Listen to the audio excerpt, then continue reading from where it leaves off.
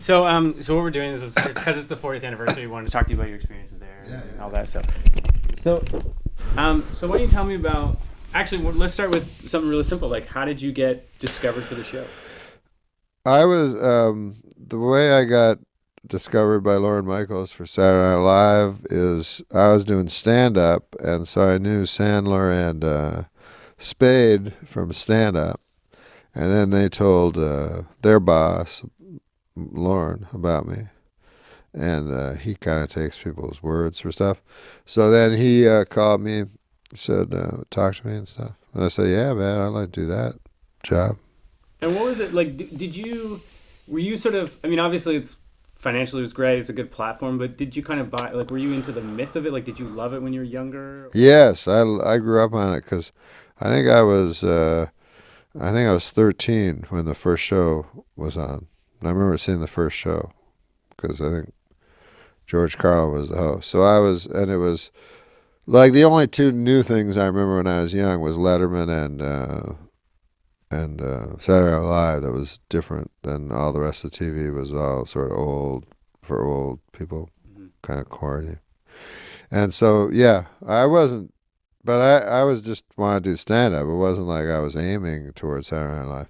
And even when Lauren like called me, he said like, you got to do write two sketches, do two characters and two impressions. And then I said, I can't do any of that, you know.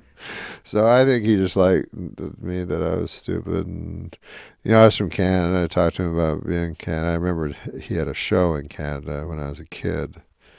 The Hart and Lauren, Hart Pomerantz, and he were a comedy team. Mm-hmm. They did a show when I was a little boy, and I remember that because it was sort of like the precursor to Saturday Night Live. It was sort of super cool compared to Wayne and Schuster. So he liked that I remember that he liked that I liked that, and then I think he just got a kick out of the fact that I knew if I did anything in terms of trying to do a character or I would be dead. So I knew my best hope was just to say I couldn't. So you didn't do anything for like what did you do Nothing, for your audition? Nothing. I didn't do an audition. And so can you describe like what was your first day like on the show? Do you remember your first day? My first day on Saturday Night Live? Yeah, working, not the first show, but the first day that you were. The first day? Yeah. Yeah, I showed up, this happens a lot at Saturday Night Live. I showed up the first day and no one was there, and I just sat on a couch. Yeah. What time did you show up? Well, like 8 in the morning or something. I thought like that's when jobs started. I didn't know. So then no one was there forever, like, and finally people started like shambling in at 4 or 5 in the afternoon, and I was already finishing my day, and that's what I remember about the first day, just being all alone. But it was cool because I just went through everything, rifled through people's stuff and looked at old tapes and went in Lauren's office and had a shower.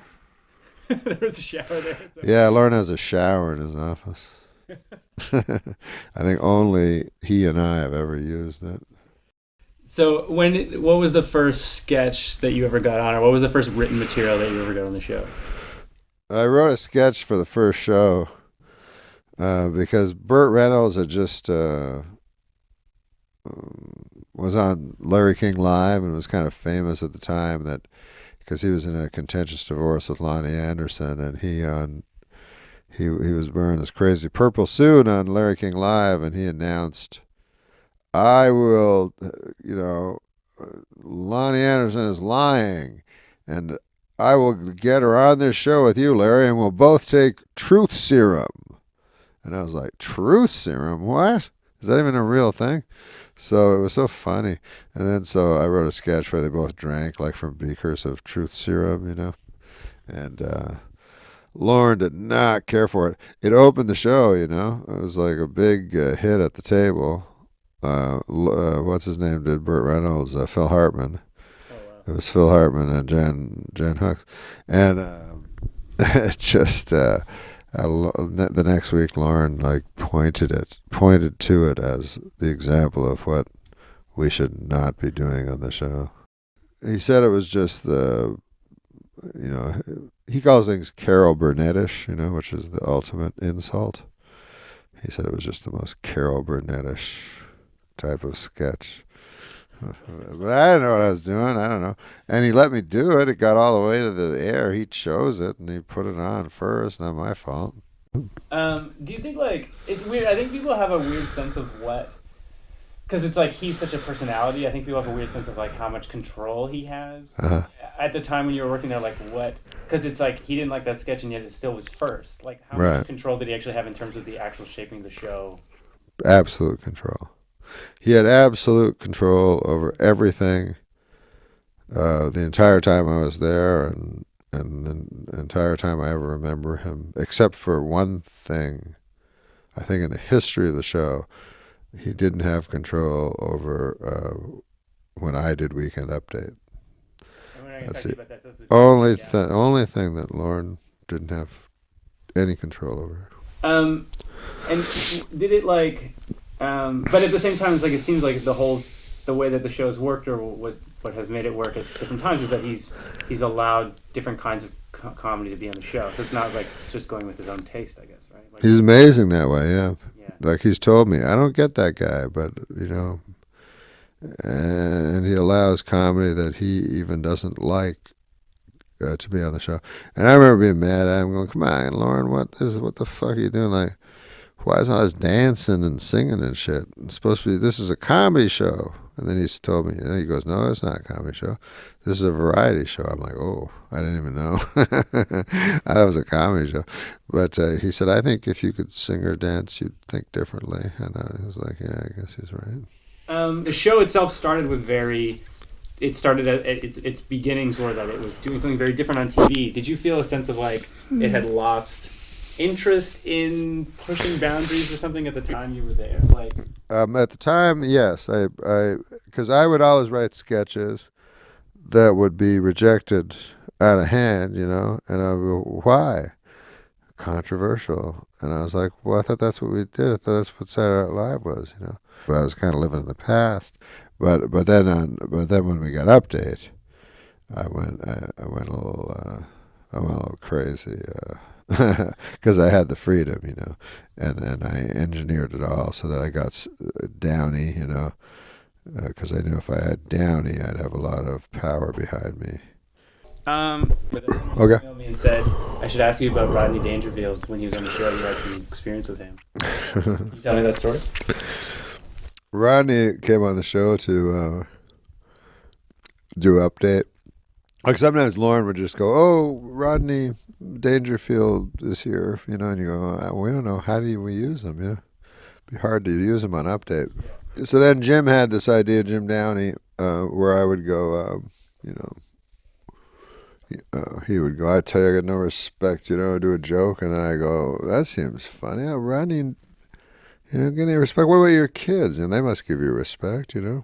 You're doing good." My kids, they don't give me respect. Do a few more jokes, I go, "That seems hard to believe. What about, certainly, like if you went to a bar, like a bartender would give you respect, right?" You go, "I tell you, dude." I go, like, "This is atrocious, But anyways, Rodney's like, "What the fuck?"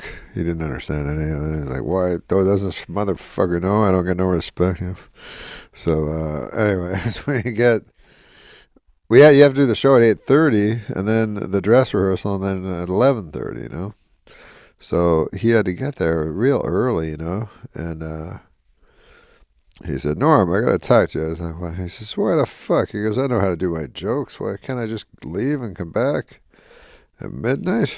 I'm like, "Well, I don't know, Rodney. Like, you have to do the dress rehearsal. They make us do the dress rehearsals." He goes, "I don't mind." Yeah, he goes, "I don't mind fucking act. I've done it a million times."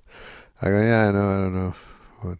So then he said, "I tell you, we were all alone, and Rodney was like my hero and stuff."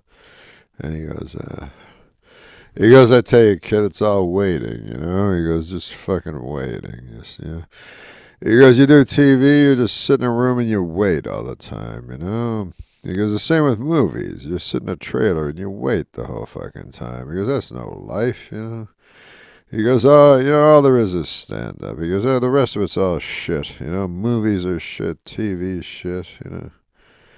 He goes, always remember, kid, it's just stand up. So it's very like moving and everything. And then he goes, he pauses, and then he goes, stand up is shit. And so then I was staring at him all alone in a room, and after he's told me everything in the world is shit. But that was Rodney, man. The heaviness. That's what he'd always say. Oh, the heaviness, Norm. The heaviness, How old? He would have been really old at that time. Yeah, he, I guess the thing with Rodney is he didn't make it till he was like 50 or something, so he didn't care for that. He didn't like all the other people getting the fruits of show business, which to him were just drugs and women. He came from that era where it was like, broads, I tell you, booze, So he didn't like that he had to wait till he was older to get that. So okay, so you start working on Weekend Update, you and Downey. Tell me about what did you learn about writing from that experience? Like you guys were. Was it pretty much just the two of you at a certain point? Yeah, me and Dan. Well, we decided very early on. I was like, let's just. Because I was like, I don't like jokes that are clever. I was telling him, I said, I don't like innuendos, are my least favorite types of jokes. I'd rather just say the thing, and I was saying they always make innuendo so it'll be palatable so old ladies can snicker at it. And I go, why not just say the thing outright, And he was like, oh, that's interesting. And then he knew this band, The Clash, that he really liked. He was you mean like The Clash? I'm like, I don't know what that means. But you just jokes, stripped down jokes. So then he played The Clash for me. I go, oh, I understand. Yes, it's like that. I listen to outlaw country, so I understood there's the same kind of idea. It was just strip it down to its essence, use as few words as possible, and then just be preposterously blunt about things, rather than clever in any way. Our top story tonight. The nation is still reeling from Thursday's bombshell announcement that Lisa Marie Presley has filed for divorce from Michael Jackson. According to friends, the two were never a good match. She's more of a stay-at-home type, and he's more of a homosexual pedophile.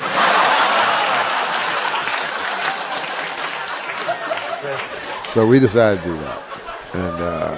And because we really wanted to do something different, because there were so many monologues. And then I also wanted to do a lot of non sequiturs and stuff also. So we very quickly had the idea of anti-pandering, where the audience was sort of our enemy, the studio audience, or at least not complicit in the whole thing, like they sometimes would be for the rest of the show. So I think, Update suddenly became sort of didn't seem like the rest of the show. It seemed like a thing within the show that wasn't like the rest of the show that you were watching, So people either liked that or they disliked it. I don't know. And but that was the original. That was the origin of the kind of idea behind Update. Since then I've seen jokes that we sort of made up, because I was always like, let's think of new ways to say jokes that haven't been done before. Since then I've seen that done in mainstream, and nobody really seems to care anymore. But at the time, it was confrontational to the audience. I was a kid, right? So I would have been 10, 11. Oh, goodness gracious. But it was thrilling, right? For me, it was very thrilling. Oh, that's cool. Very visceral almost. You know what I mean? Oh, that's cool. That's what we were going for. We were trying to go over the studio audience's head and to the people at home, kind of because I was always saying to Downey, I like watching stuff like, especially Letterman, like where it seems like me and him got it and nobody else did. You know what I mean? Like, kind of thing. Like I was like, I don't care if nobody's laughing, Dave. I like it. You know, kind of idea. And why do you think that you guys were allowed? Like, why do you think that you two were allowed to sort of have that kind of freedom and be so distinct from the rest of the show? We sort of had the freedom because I was willing to walk away, you know, because Jim Downey told me early on, he was like, as soon as I got Update, he goes, you got to be careful with Update, because he goes, I've known very funny people whom Update has shown to be unfunny, you know. They seem unfunny, even though they aren't, you know. And he said, so you got to be careful about that. So I was like, okay, well, I want to, since I'm alone here talking to the camera, you know, doing jokes, I sort of don't want to take anybody's direction, because it's my life, you know. It's my livelihood. It's me with my own name saying things. So I don't want anybody else's input on what I should say as a joke. It's completely different than a sketch or anything like that, you know. I mean, and Lauren trusted you. But anyways, he trusted you to do it. Yeah, Lauren was good to us. He was. I don't know if he was ever, you know, a really big fan of Update the way it was under Jim, not me. But he knew that, like you were saying earlier, like even if he doesn't like something, he'll go with it. He knew that Update was gathering momentum at that time.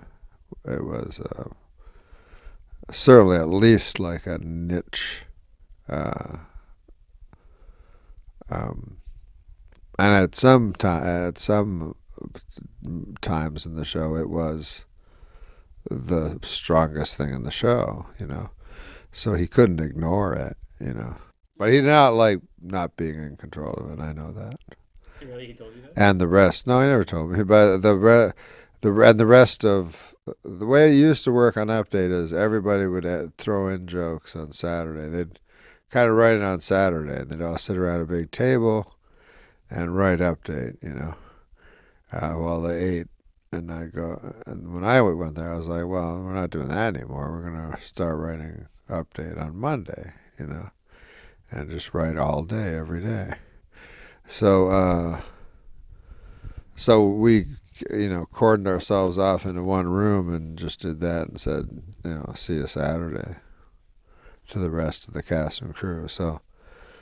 The crew didn't take care, but I mean to the rest of the cast, which, you know, I can see looking back, maybe they didn't like that so much. Yeah.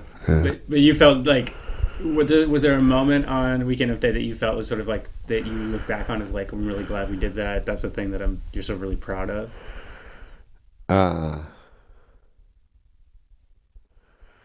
I liked, you know, we would do a thing where the punchline would be like, Michael Jackson is a homosexual pedophile, something like that. I liked that. And I remember Lauren going like, you don't want Michael Jackson to sue you. And I said, oh yeah, that would be awesome. That would be the fucking coolest thing if Michael Jackson sued me. But I like that, you know. I like just saying things like outright that would sort of get gasps, sometimes audible gasps I could hear from the audience. And when I heard that, I was like, oh, that's cool.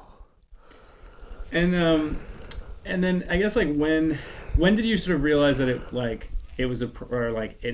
a problem? Like, and you know, before you get fired, were you aware, and but you still continued to do your own thing? Like, what is it?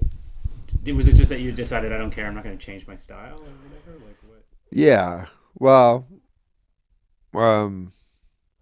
they told me in many different ways. Like I got word like fire Downey, you know, and you can keep your job and stuff like that, which I would never do. And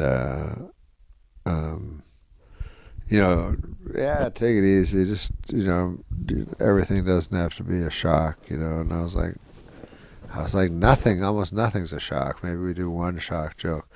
Most of the, and I think maybe the problem was with Update was a lot of jokes would hit silence, And I think maybe, the West Coast people were like, hey, well, Leno, has wall-to-wall laughs for 15 minutes every night, and we can't muster, enough jokes to kill for once a week, So I think that's what they were thinking, which I understand that. How did you get fired? Like, what was it actually like? What was the process of getting fired? What was it about? What happened? It was very odd. It was like, no one would tell me, I go, am I fired or what? Well, we don't know, It doesn't look great or something. And so I didn't want to just wait, till Saturday to see if I was hosting. So, did you still write Weekend Update before, like, during that week? Yeah, I thought we were still the host. And then I was told to phone Don Ohlmeyer, who was the president of the network, which was really odd because we were talking about like he didn't even want to fire me from the show. He just Update, which was a 5-minute segment at midnight on a Saturday. So it's weird that I'm talking to the president of NBC.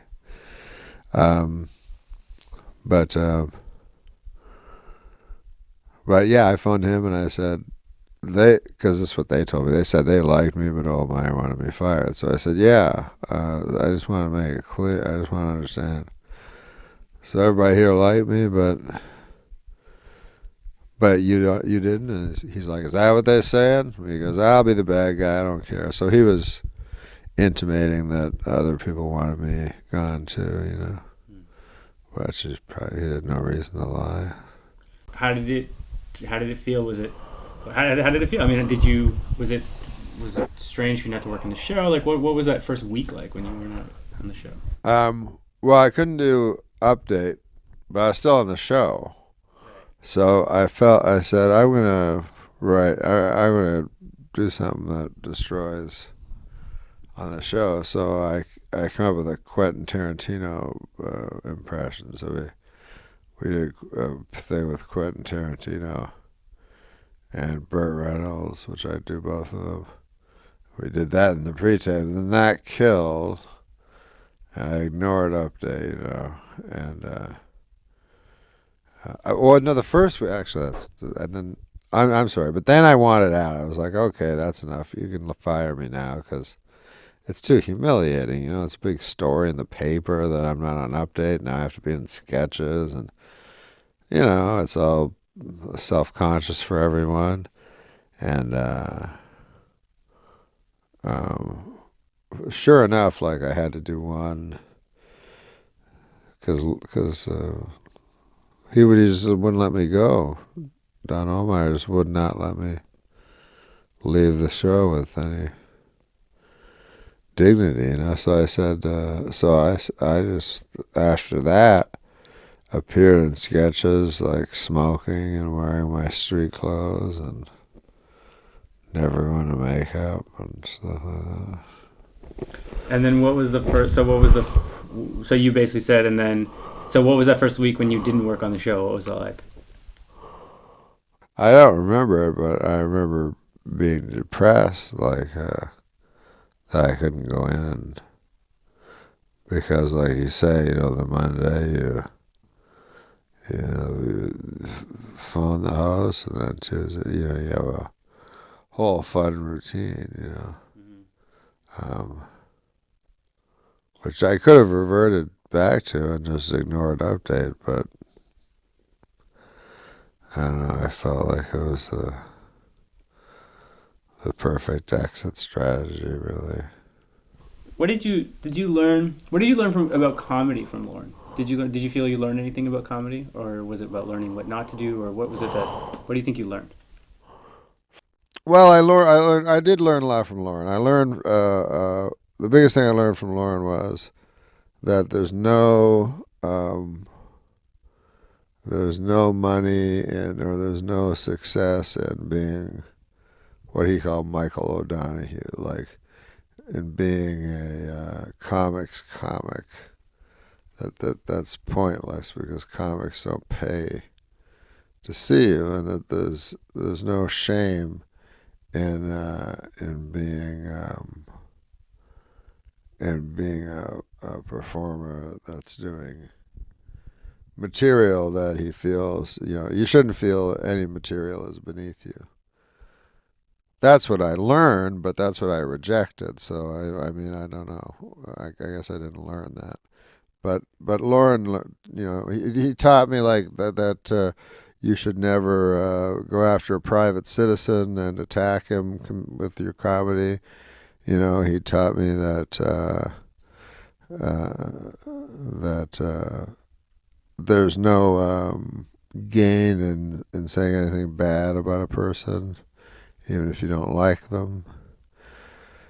So he taught me things. He was kind of, people project him as a very cold person, but he's actually a very sweet human being that has more life lessons than comedy lessons, I'd say.